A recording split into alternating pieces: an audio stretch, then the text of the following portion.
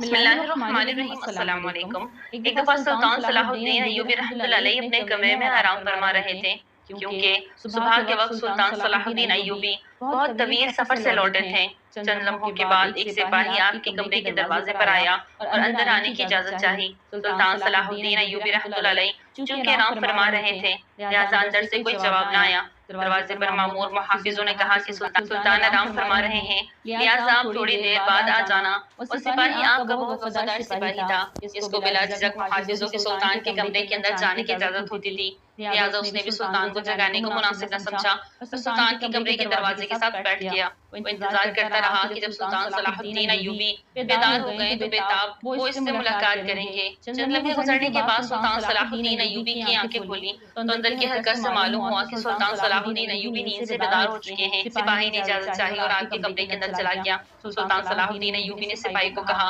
ऐसी क्या खास बात थी कि तुम इतनी देर से मेरे कमरे के बाहर इंतजार फरमा रहे थे? सिपाही बड़ा हैरान हुआ कि सुल्तान को कैसे पता चला कि मैं बाहर इंतजार कर रहा हूँ। सिपाही ने सुल्तान से कहा, सुल्तान मुअज्जम, आप तो नींद में थे, आपको कैसे मालूम हुआ कि मैं बाहर खड़ा आपका इंतजार कर रहा हूँ? सुल्तान सलाहुद्दीन अय्यूबी रहमतुल्लाह अलैह ने कहा कि वो इंसान कभी फातिह सुल्तान नहीं बन सकता जो सोते हुए देख ना सके, वो कुछ ना सुन सके, ना कुछ महसूस कर सकता हो। वही असल में फातिह सुल्तान और बहादुर सरदार वही होता है, सोता हुआ सुन भी सके, देख भी सके और महसूस भी कर सके। सिपाही बड़ा हैरान हुआ और फिर सुल्तान से पूछा, बताओ क्या बात है? उसने कहा, सुल्तान मुअज्जम, शाही हकीम साहब आपसे मिलना चाहते हैं। सुल्तान ने कहा, इजाजत है, आप हकीम को अंदर ले आइए। सिपाही बाहर गया और चंद लम्हों के बाद शाही हकीम को लेकर सुल्तान सलाहुद्दीन अय्यूबी की खिदमत में हाजिर हुआ। सुल्तान सलाहुद्दीन अय्यूबी रहमतुल्लाह अलैह ने हकीम से पूछा, हकीम साहब बताओ क्या बात है? आखिर मुझसे मिलने की तुम्हें इतनी जल्दी क्या जरूरत पेश आई? तो हकीम साहब ने कहा, हुजूर, एक बात जो मुझे कई दिनों से परेशान कर रही है, इस सिलसिले में आपसे बात करनी है। सुल्तान सलाहुद्दीन अय्यूबी रहमतुल्लाह अलैह ने इससे पूछा, बताओ कौन सी बात है? तो उसने कहा, सुल्तान मुअज्जम, मेरे हकीम खाने में मेरी बहुत सारी शागिर्दों में एक शागिर्द है जो कि खातून है और यहूदी मजहब से ताल्लुक रखती है, लेकिन उसने इस्लाम के बारे में बहुत कुछ पढ़ा और इस्लाम के बारे में बहुत कुछ सीखा है, लेकिन चंद एक सवाल है जिसकी वजह से वो अभी तक मुसलमान नहीं हुई। वो चाहती है कि मुसलमान हो जाए, लेकिन एक सवाल का जवाब मेरे पास नहीं, जिसकी वजह से वो अभी तक मुसलमान नहीं हुई। सुल्तान सलाहुद्दीन अय्यूबी रहमतुल्लाह अलैह ने मुस्कुरा कर कहा, सुल्तान के हकीम होते हुए भी तुम्हें एक सवाल का जवाब नहीं आया? बताओ वो कौन सा सवाल है? इस औरत के ईमान लाने के दरमियान रुकावट बना हुआ है। तो हकीम साहब ने कहा कि सुल्तान मुअज्जम, वो खातून कहती है कि आखिर मुसलमान खंजीर का गोश्त क्यों नहीं खाते? आखिर इसमें ऐसी क्या बुराई है? इस खंजीर के गोश्त खाने के ऐसे क्या नुकसानात है जिसकी वजह से मुसलमान खंजीर का गोश्त नहीं खाते, बल्कि इससे सख्त नफरत करते हैं? और ये भी कहती है कि हमारे गाँव में तो सारे लोग अक्सर खंजीर का गोश्त खाते हैं और अपने कबीलों में खंजीर पालते हैं और जवान होने पर इसको काट कर खाते हैं। और जब से वो मेरे पास सबक लेते शुरू हुई है तो वो जब भी अपने घर वापस जाती तो अपने घर वालों के साथ खंजीर का गोश्त खाती, क्योंकि यहाँ तो उसे खंजीर का गोश्त मैसर नहीं।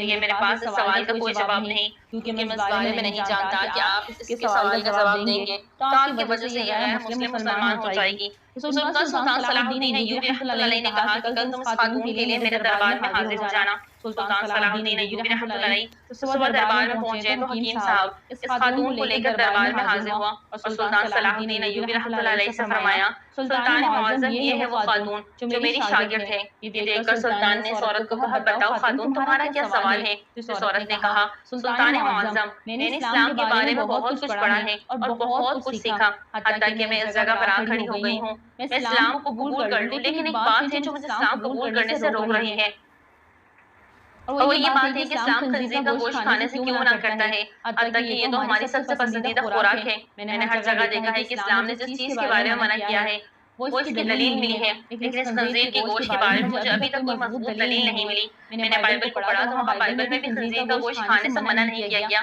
लेकिन आखिर इस्लाम ने क्यों मना किया है? आखिर इसके गोश्त में ऐसी क्या खराबी है? इस्लाम ने इसको क्यों खाने से मना किया? ये यहूदी की तो सबसे पसंदीदा खुराक है। ये सुनकर सुल्तान सलाहुद्दीन अय्यूबी रहमतुल्लाह अलैह ने कहा कि अल्लाह ताला ने कुरान पाक की 3 जगह पर खंजीर का गोश्त खाने से मना फरमाया है। फिर आपने इन आयत को भी जिक्र किया, सुल्तान सलाहुद्दीन अय्यूबी रहमतुल्लाह अलैह ने अपने एक मशीर को कहा कि वो बाइबल की किताब मेरे पास ले आओ जो अपनी असली हालत में मौजूद है। जब बाइबल की किताब आगे सामने पेश हुई तो आपने वही जगह तलाश करके दी जहाँ लिखा हुआ था कि खंजीर का गोश्त खाना मना है। फिर खातून ने कहा, ये क्या बात हुई? जो मेरे पास किताब है इसमें तो वाज़ेह लिखा हुआ है कि खंजीर का गोश्त खाना मना नहीं। सुल्तान सलाहुद्दीन अय्यूबी रहमतुल्लाह अलैह ने कहा कि मुझे तरस आता है तुम्हारी इन लिखारियों पर जो अपनी अय्याशियों के लिए इस पाक किताब को अपने लफ्जों से बिल्कुल तब्दील कर रहे हैं। ये जो तुम बाइबल ये अपनी असल हालत में मौजूद नहीं है, तुम्हारे अपने लिखारियों की लिखी हुई किताब है। फिर सुल्तान सलाहुद्दीन अय्यूबी रहमतुल्लाह अलैह ने फरमाया कि ये तो मैंने किताब साबित किया है खंजीर का गोश्त खाना मना है। अब मैं तुम्हें साइंसी लिहाज से मालूम करके दूंगा।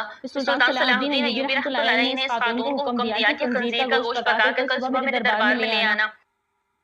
वो खातून सुल्तान के सिपाहियों के साथ जंगल में गई, एक शोर का शिकार किया और अगली सुबह इसका गोश्त पकाकर सुल्तान सलाहुद्दीन अय्यूबी के सामने ले आई। सुल्तान ने इस गोश्त को किरात से देखते हुए इस खातून को कहा कि इस पके हुए गोश्त में एक बोटी को छुरी के साथ 2 हिस्से करो। जब खातून ने खंजीर की बोटी के 2 हिस्से किए तो इसके दरमियान में से गोश्त कच्चा था। सुल्तान ने कहा, ए खातून, क्या तुमने इस गोश्त को अच्छी तरह पकाया नहीं? नहीं सुल्तान मुअज़्ज़म, मैंने इसको बहुत अच्छे से पकाया है। सुल्तान ने कहा कि अब तुम्हारी समझ में मेरी बात जरूर आ जाएगी कि ये हराम गोश्त चाहे जितना भी अच्छी तरह पका लो, एक दफा पकाओ या कितनी ही दफा आंख की तपिश दो, लेकिन ये पूरी तरह पकना नहीं बल्कि दरमियान में कच्चा रह जाता है और जब ये तुम्हारे पेट के अंदर जाता है तो बहुत सारी बीमारियों का सबब बनता है। इसलिए इस्लाम ने इसको खाने से मना कर दिया है। अब खुद एक हकीम है, आप खुद देखें जो चीज कच्ची आपके पेट के अंदर चली जाए तो जाकर कितनी खराबियां पैदा कर सकती है। तो सुल्तान सलाहुद्दीन अय्यूबी रहमतुल्लाह अलैह ने इस खातून को कहा कि आपको सूर के बारे में कुछ और भी बताता हूँ। सुल्तान ने कहा कि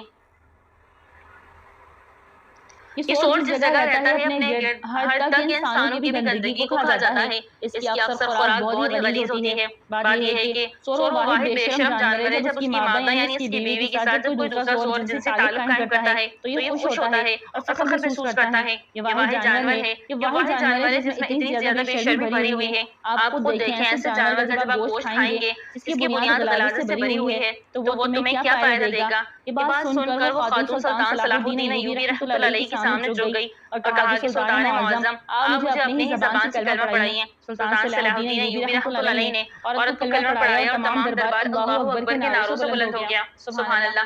वीडियो अच्छी लगी तो लाइक करें, चैनल को सब्सक्राइब करें और दुआ में याद रखें।